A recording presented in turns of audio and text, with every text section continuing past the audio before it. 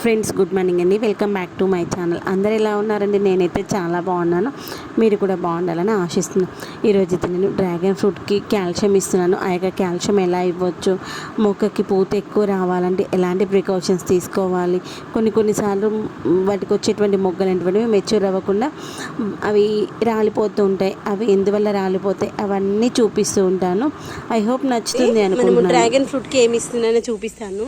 ఈరోజైతే డేట్ వచ్చేసి June 7th రోజు ఈ మొక్క ఎలా ఉంది, ఈ యొక్క ఫ్రూట్ ఎలా ఉందో చూడండి. ఇదైతే ఇంక ఎల్లోయిష్ ఫామ్లోకి రాలేదు. ఆ కింద ఉన్నది ఎలా ఉందో చూపిస్తాను. చూపించే ముందు చూడండి, ఇలా ఒక కంటైనర్ పెట్టాను. ఐరన్, మన మొక్కలకి ఐరన్ కూడా అవసరం కదా, అలా ఒక ఐరన్ కంటైనర్ పెట్టేసి దాంట్లో కిచెన్ వేస్ట్ వేసుకున్నాను.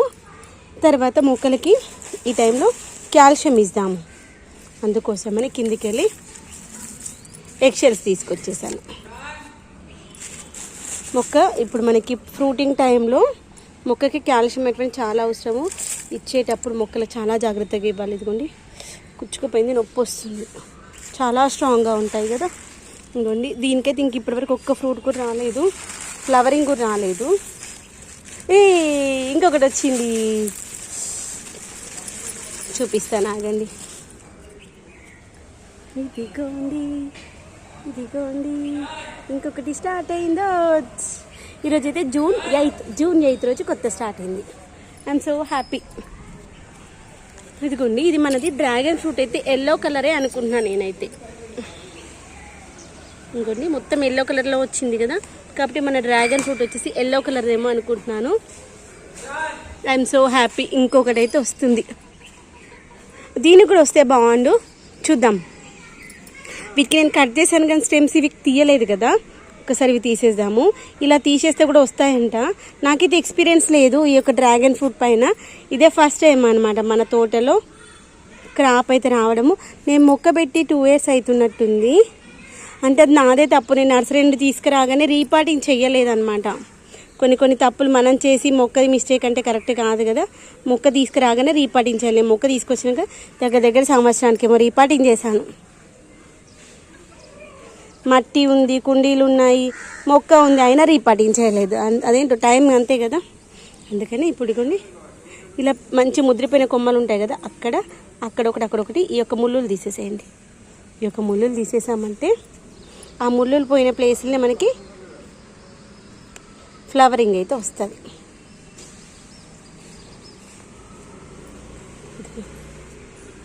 ఏది జరిగినా మన మంచికే అనుకోవాలి. ఏమంటారు, అవునా కదా? కొన్నిసార్లు మంచి జరగచ్చు, కొన్నిసార్లు చెడు జరగచ్చు.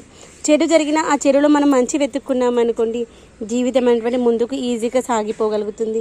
అయ్యో ఎందుకు నాకే ఇలా జరిగింది అనుకుంటే, నేనైతే ఈ మధ్య అదే నేర్చుకున్నాను. లైఫ్లో దేవుడు మనకి ఏది ఇచ్చినా, మంచి చెడు ఏది ఇచ్చినా దాంట్లో నుండి మనం కొన్ని నేర్చుకోగలుగుతాం. అవి నేర్చుకునేవి జీవితంలో మళ్ళీ చేయకుండా ఉండాలి తప్పులు. కష్టం వస్తుంది, కష్టం వస్తే బాధపడాల్సినంత అవసరం ఏమీ లేదు. జీవితం అంటే కష్టము, నష్టము, సుఖము, సంతోషం కదా.